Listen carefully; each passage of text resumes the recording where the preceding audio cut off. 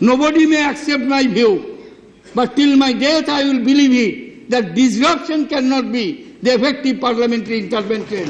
Parliament is meant for debate, discussion and decision, not for disruption.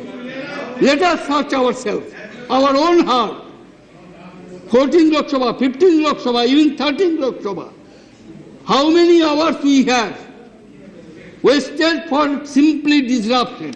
Do you think that institution will gather respectability from the other sections of the House, other sections of the society, other sections of the community, if we indulge in this type of disruptive activity? How many bills we have passed?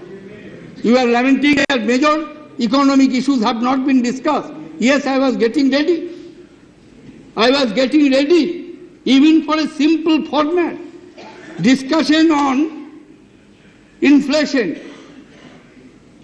In order to fulfill my parliamentary obligation, when you passed a resolution giving me some direction to tackle the problem of inflation on the day of opening of the winter session, I made a statement, but I had to wait for 7-8 days because House could not transact business.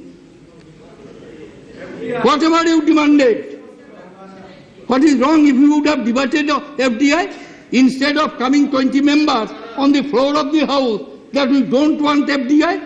What would have happened if we would have passed a resolution saying that we don't want FDI?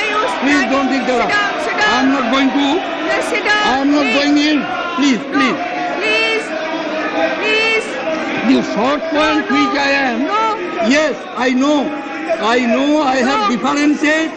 Sometimes I have problems with my allies. Please do not teach me. I know. The negotiators, 2 of them are sitting before me. How many times they had to go to Hyderabad? How many times they had to go to Chennai just to get the support of 15 members or 17 members to keep a coalition government going on? Therefore, these things are not new. These are nothing new. It happens. It happens. And Nagpur also, I am sorry I missed Nagpur. Therefore, this happens. I am not going to debate on those issues. You did it, we did it. Whoever will run a coalition government will have to do it. This is the nature of the coalition. And if you accuse me that we have perfected that art, you are not that perfect. Most humbly I will accept that I am still amateur, I am not still professional of managing that art which you acquired. The question is not that. Question is that whether we have not waited enough to get a legislation to have an ombudsman type institution in the form of Lokpal. My respectful submission is we have waited enough. Let us have it. You may say it is imperfect. I may admit that yes, it is not the best.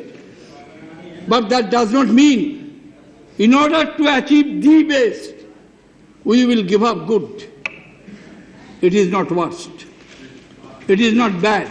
It may not be the best, but it addresses many issues.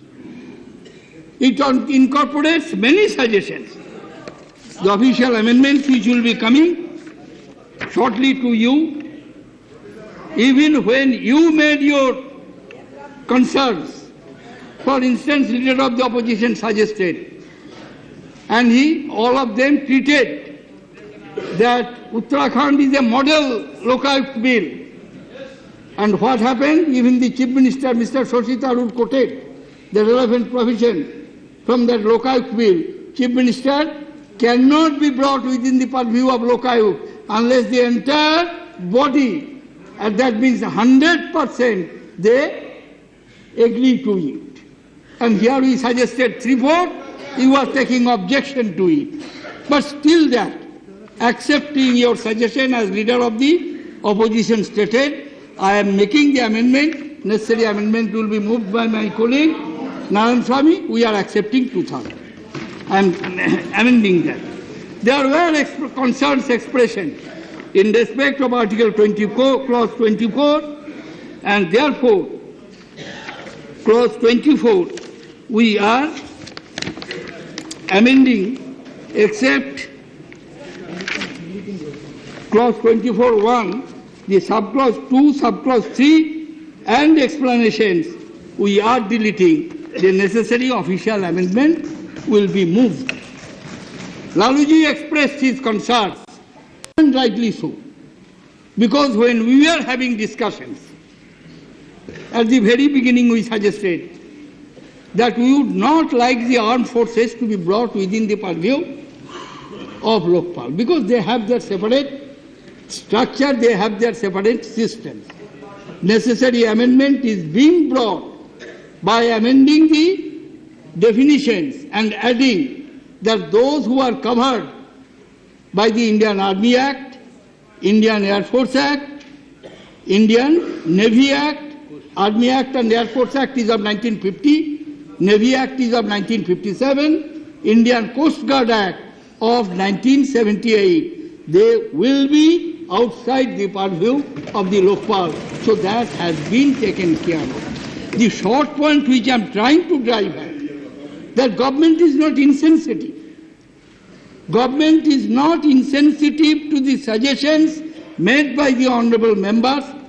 Government is not insensitive even to the demand coming from outside.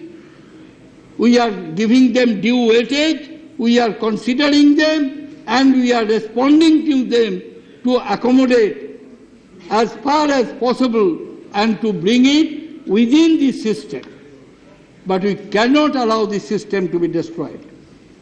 I told on 27th, I am repeating it, legislation must be done on the floor of the House, on the floor of Lok Sabha, on the floor of Raj Sabha, on the floor of Vidhan Sabha or Vidhan Parishad, neither on the Dharna Manch nor on the street. Any amount of legislation cannot bring, any amount of agitation cannot bring a legislation unless the legislators are convinced, you are convinced, you are to decide. I may bring the bill, but majority of you are to decide whether you will accept it or you will not accept it. It is for you to do. And when you have the authority, without exercising your authority, if you engage yourself in something extra constitutional, extra legal activities, what can I do? We are bringing it for the consideration of the House. Judge it. 9 hours we have debated, 10 hours we have debated. We have debated it umpteen number of times.